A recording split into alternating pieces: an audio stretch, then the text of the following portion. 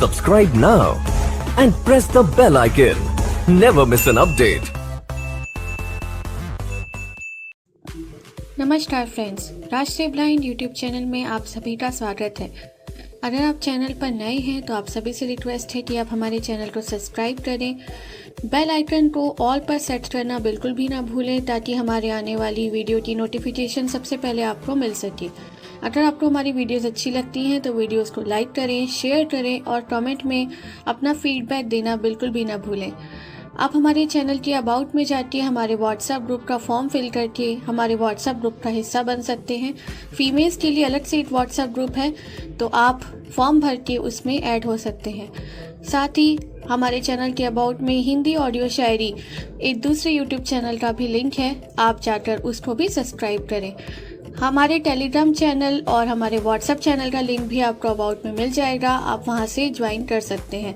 इसके साथ ही अगर आप अपनी वीडियोस के लिए कोई म्यूज़िक चाहते हैं तो हमारे टेलीग्राम चैनल का लिंक अबाउट में दिया हुआ है, तो आप हमारे Telegram channel audio music factory को वहां से ज्वाइन कर सकते हैं। तो आपका ज़्यादा समय न लेते हुए अब ले चलती हूँ आपको वीडियो की ओर।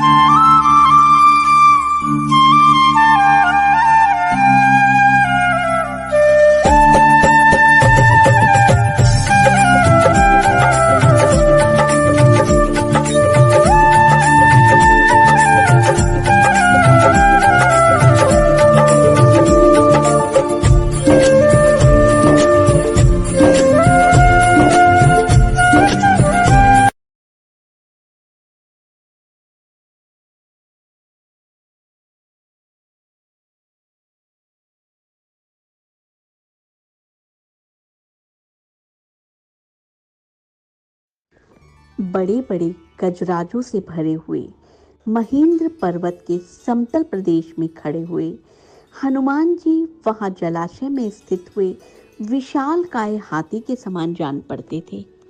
सूर्य, इंद्र, पवन, ब्रह्मा आदि देवों को प्रणाम कर हनुमान जी ने समुद्र लंघन का दृढ़ निश्चय कर लिया और अपने शरीर को असीमित रूप से बढ़ा लिया। उस समय वे अग्नि के समान जान पड़ते थे। उन्होंने अपने साथी वानरों से कहा, हे मित्रों, जैसे श्री रामचंद्र जी का छोड़ा हुआ बाण वायु वेग से चलता है, वैसे ही तीव्र गति से मैं लंका में जाऊंगा और वहां पहुंचकर सीता जी की खोज करूंगा। यदि वहां उनका ना पता चला तो रावण को बांध कर लाकर रामचंद्र के चरणों में पटक दूंगा। आप विश्वास रखें कि मैं सर्वथा कृतकृत्य होकर ही सीता के साथ लौटूंगा, अन्यथा रावण सहित लंकापुर को ही उखाड़ कर लाऊंगा। इतना कहकर हनुमान आकाश में उछले और अत्यंत तीव्र गति से लंका की ओर चले। उनके उड़ते ही उनके झटके से साल आदि अनेक वृक्ष पृथ्वी से उखड़ गए और वो भी उनके साथ उड़ने लगे। फिर थोड़ी देर तक उड़ने के पश्चात वे वृक्ष एक एक करके समुद्र में गिरने लगे। वृक्षों से पृथक होकर सागर में गिरने वाले नाना प्रकार के पुष्प ऐसे प्रतीत हो रहे थे मानो शरद ऋतु के नक्षत्र जल की लहरों के साथ अटखेलियां कर रहे हों। तीव्र गति से उड़ते हुए महाकवि पवन सुत ऐसे प्रतीत हो रहे थे जैसे कि वे महासागर एवं अंत आकाश का आचमन करते हुए उड़े जा रहे हैं। तेज से जज्वाल्यमान उनके नेत्र हिमालय पर्वत पर लगे हुए दो दावनन का भ्रम उत्पन्न करते थे। कुछ दर्शकों को ऐसा लगा कि आकाश में तेजस्वी सूर्य और चंद्र एक साथ जलनिधि को प्रकाशित कर रहे हैं। उनका लाल कटी प्रदेश पर्वत के वृक्ष स्थल पर किसी गेरू के खान का भ्रम पैदा कर रहा था। हनुमान के बगल से जो तेज आंधी भरी स्वर करती हुई निकली थी, वह घनघोर वर्षा काल की मेघों की गर्जना सी प्रतीत होती थी। आकाश में उड़ते हुए उनके विशाल शरीर का प्रतिबिंब समुद्र पर पड़ता था तो वह उसकी लहरों के साथ मिलकर ऐसा भ्रम उत्पन्न करता जैसे सागर के वृक्ष पर कोई नौका तैरती चली जा रही हो। इस प्रकार हनुमान निरंतर आकाश मार्ग से लंका की ओर बढ़े जा रहे थे। हनुमान के अद्भुत बल पराक्रम की परीक्षा करने के लिए देवता, गंधर्व, सिद्ध और महर्षियों ने नाग माता सुरसा के पास जाकर कहा, हे नाग माता, तुम जाकर वायुपुत्र हनुमान की यात्रा में विघ्न डालकर उनकी परीक्षा लो कि वे लंका में जाकर रामचंद्र का कार्य सफलतापूर्वक कर पाएंगे या नहीं। ऋषियों के मर्म को समझकर सुरसा विशाल काय राक्षसनी का रूप धारण करके समुद्र के मध्य जाकर खड़ी हो गई। उसने अपने रूप को अत्यंत विकृत बना लिया। हनुमान जी को अपने सम्मुख पाकर वह बोली, आज मैं तुम्हें अपना आहार बनाकर अपनी क्षुधा शांत करूंगी। मैं चाहती हूँ तुम स्वयं मेरे मुख में प्रवेश करो ताकि मुझे तुम्हें खाने के लिए प्रयत्न न करना पड़े।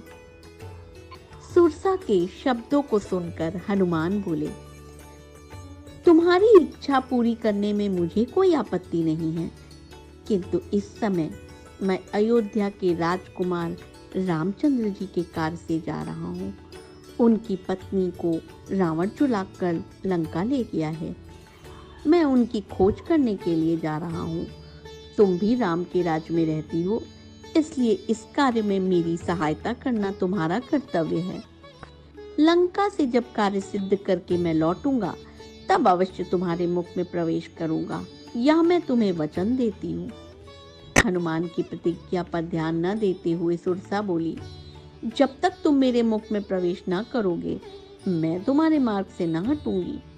यह सुनकर हनुमान जी बोले, अच्छा, तुम अपने मुख को अधिक से अधिक खोलकर मुझे निगल लो, मैं तुम्हारे मुख में प्रवेश करने को तैयार हूँ। यह कहकर महाबली हनुमान ने योग शक्ति से अपने शरीर के आकार को बढ़ाकर 40 कोस का कर लिया। सुरसा भी अपूर्व शक्तियों से संपन्न थी। उसने तत्काल अपना मुंह 80 कोस तक फैला लिया।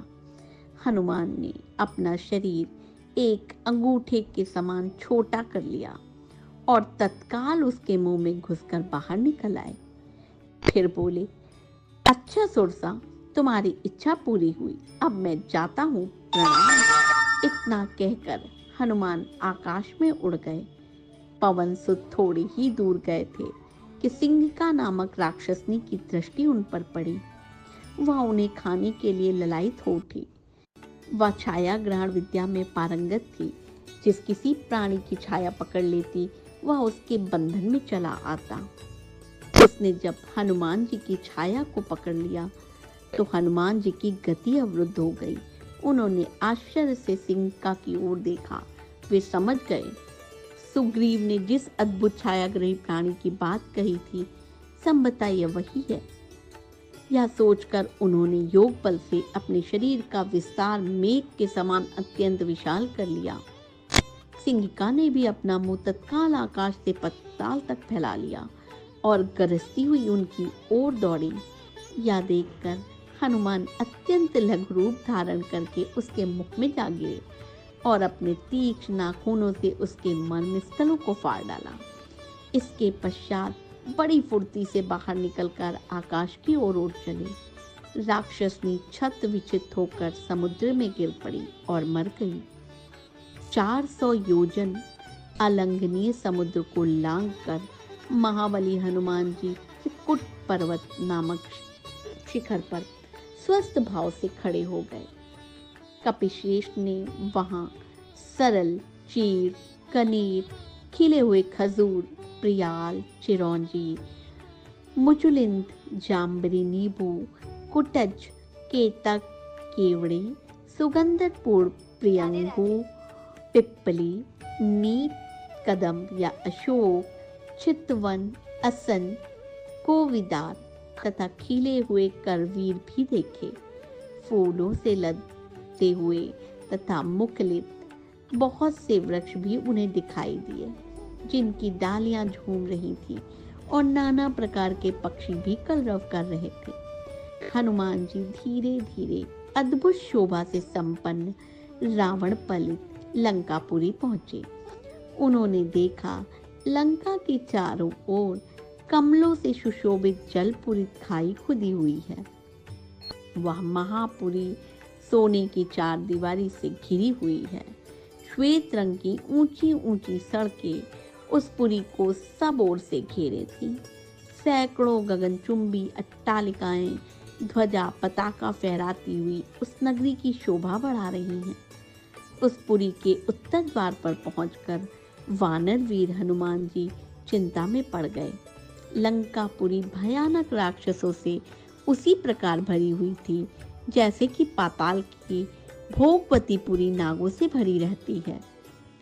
हाथों में शूल और पट्टिश लिए हुए बड़ी बड़ी दाढ़ों वाले बहुत से शूरवीर घोर राक्षस लंकापुरी की रक्षा कर रहे थे।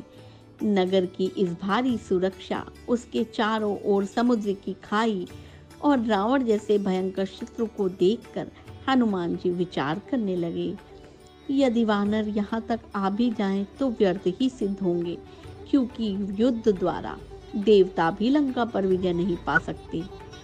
रावण परित इस दुर्गम और विषम लंका में महाबली रामचंद्र आ भी जाएं तो क्या कर पाएंगे। राक्षसों पर साम दान भेद की नीति का प्रयोग असंभव दृष्टिगत हो रहा है। यहाँ तो केवल 4 वेगशाली वानरों अर्थात बालीपुत्र, अंगद, नील और मेरी और बुद्धिमान सुग्रीव की ही पहुंच हो सकती है। अच्छा, पहले यह पता लगाऊं कि विदेह कुमारी सीता जीवित भी है या नहीं। जनक किशोरी का दर्शन करने के पश्चात ही मैं इस विषय में कोई विचार करूंगा। उन्होंने सोचा कि मैं इस रूप से राक्षसों की इस नगरी में प्रवेश नहीं कर सकता, क्योंकि बहुत से क्रूर और बलवान राक्षस इसकी रक्षा कर रहे हैं। जानकी की खोज करते समय मुझे स्वयं को महातेजस्वी, महापराक्रमी और बलवान राक्षसों से गुप्त रखना होगा। अतः मुझे रात्रि के समय ही नगर में प्रवेश करना चाहिए और सीता का अन्वेषण का यह समयोचित कार्य करने के लिए ऐसे रूप का आश्रय लेना चाहिए जो आंखों से देखा ना जा सके, मात्र कार से ही यह अनुमान हो कि कोई आया था। देवताओं और असुरों के लिए दुर्जय लंकापुरी को देखकर हनुमान जी बारंबार लंबी सांस खींचते हुए विचार करने लगे, किस उपाय से काम लूं जिसमें दुरात्मा राक्षस राज रावण की दृष्टि से ओझल रहकर मैं मिथिला नंदिनी जनक किशोरी सीता का दर्शन प्राप्त कर सकूं। अविवेक पूर्ण कार्य करने वाले दूत के कारण बने बनाए काम भी बिगड़ जाते हैं। यदि राक्षसों ने मुझे देख लिया तो रावण का अनर्थ चाहने वाले श्री राम का यह कार्य सफल न हो सकेगा। अतः अपने कार्य की सिद्धि के लिए रात में अपने इसी रूप में छोटा सा शरीर धारण करके लंका में प्रवेश करूंगा और घरों में घुसकर जानकी की खोज करूंगा। ऐसा निश्चय करके वीर वानर हनुमान सूर्यास्त की प्रतीक्षा करने लगे। सूर्यास्त हो जाने पर रात के समय उन्होंने अपने शरीर को छोटा बना लिया और उछलकर उस रमणीय लंकापुरी में प्रवेश कर गए। अभी आपने रामायण का यह 41वां एपिसोड राष्ट्रीय यूट्यूब ब्लाइंड चैनल की ओर से सुना। आप पूर्व की भांति इस एपिसोड को भी पसंद करेंगे, ऐसा हमारा विश्वास है। आशा करते हैं कि एपिसोड पसंद आने पर आप उसे लाइक, सब्सक्राइब और कमेंट करना नहीं भूलेंगे। आपके सहयोग हेतु राष्ट्रीय यूट्यूब ब्लाइंड चैनल आपका आभारी है। धन्यवाद।